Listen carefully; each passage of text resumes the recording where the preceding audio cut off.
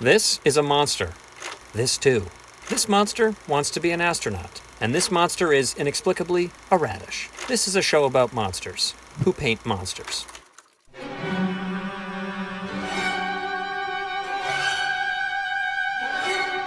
In the dictionary, a monster is described as an imaginary creature that is typically large, ugly, and this is boring and unhelpful.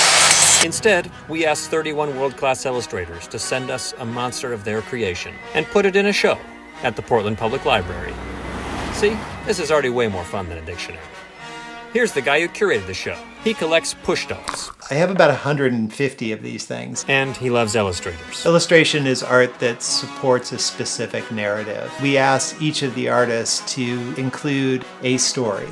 The tuning fork, she soon began to perorate.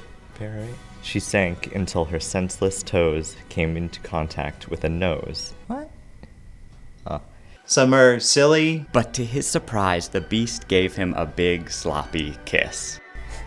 That's cute. Sad. Shingles. Right now I'm in its clutches, and it's unlike anything I've ever experienced. Hilarious. He enjoys parades, applesauce, and long walks on the beach. He has a really cute hat. And downright gruesome. She was convinced that if she bathed in the blood of virgins, she could keep the aging process at bay. So is this a children's story? You really have to experience it in person. Scott has observed that much like pennies, rats, and vigilant meter maids, illustrations are hiding everywhere. In your cupboard, amongst the books, lurking on the toilet, even hiding in your underwear drawer.